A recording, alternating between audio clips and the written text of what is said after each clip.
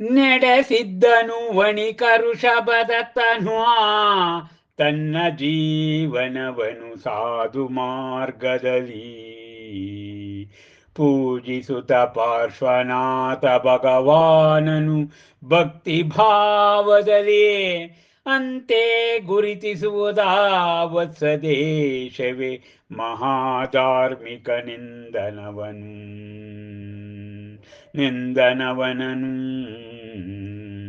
ಇರದಿರಲವಗೆ ಸಂತಾನ ಭಾಗ್ಯವು ಭಾವಿಸಿದನವನು ಚಂದನಾಳನ್ನು ತನ್ನ ಪುತ್ರಿಯಂದು ಅಂತೆ ಕೇಳಿದವಳನು ಪ್ರೇಮದಲ್ಲಿ ಮೃದು ನುಡಿಯಲಿಯೇ ಬಾಲೆ ನಾನೋರ್ವ ಶ್ರೇಷ್ಠಿ ಅಂತೆಯೇ ಜಿನ ಭಕ್ತನಹುದು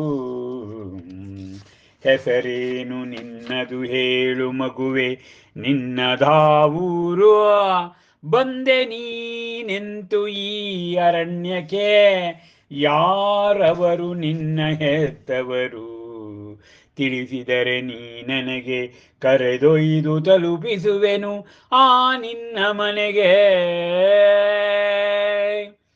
ಯೋಚಿಸಿದಳ ಮುಗ್ಧೆ ತನ್ನೊಳಗೆ ನಂಬುವರೆ ಯಾರಾದರೂ ನನ್ನನು ಈ ಸ್ಥಿತಿಯಲ್ಲಿ ನಾ ರಾಜಕುವರಿ ಎಂದರೆ ಮತ್ತಾಕೇಚರನು ನನ್ನನ್ನಪಹರಿಸಿ ವನದಲ್ಲಿ ಬಿಟ್ಟನೆಂದರೆ ಅಂತೆ ಆ ಕಿರಾತಕನು ನನ್ನ ಶೀಲವನು ಉಳಿಸನೆಂದರೆ ಅಂತಾಗ ನಂಬಿದಂತಾಗುವುದು ಬಿಟ್ಟಿತೆಂದರೆ ಬೇವಿನ ಮರದಲ್ಲಿ ಮಾವು ಅರಳಿತೆಂದರೆ ಹೂವಾಗಿ ಶಿಲೆಯೋ ಅಂತೆ ಮಾಣಿಕ್ಯವಾಯ್ತೆಂದರೆ ಮರಳು ಹೇಳುತ್ತಿರಲಿ ವೃದ್ಧನು ಧರ್ಮಾತ್ಮನೆಂದು ತಾನು ಹೋದರಿವರೊಡನೆ ಒಳಿತಿಹುದು ಎನಗೆ ತೆರಳಿದಂತೆ ಕರುವೋ ಹಸಿರು ವನದೆಡೆಗೆ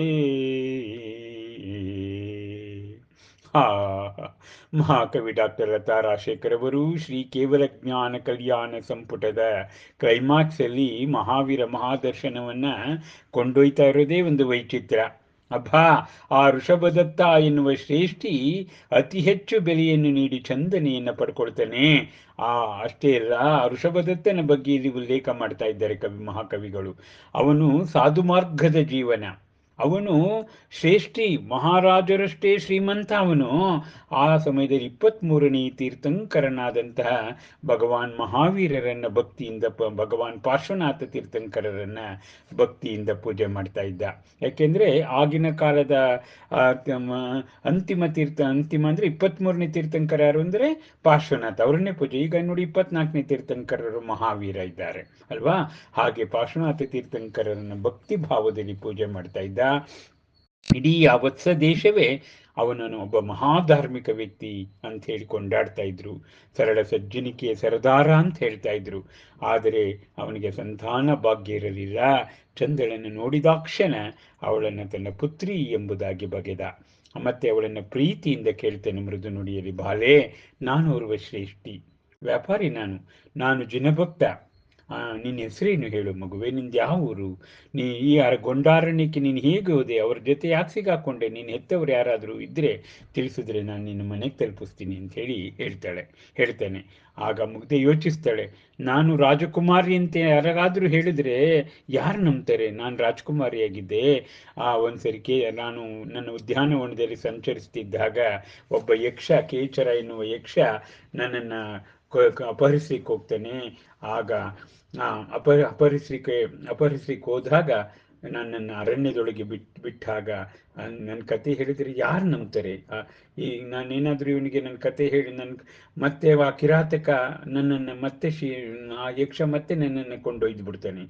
ಮತ್ತೆ ಈ ಕಿರಾತಕ ನನ್ನ ಶೀಲವನ್ನು ಹಾಳು ಮಾಡ್ಬೋದು, ಆಯ್ತಾ. ಆದ್ರಿಂದ ಬೇವಿನ ಮರದಲ್ಲಿ ಮಾವು ಅರಳುತ್ತೆ ಅಂದರೆ ಅದು ಅಷ್ಟು ಸುಲಭ ಅಲ್ಲ.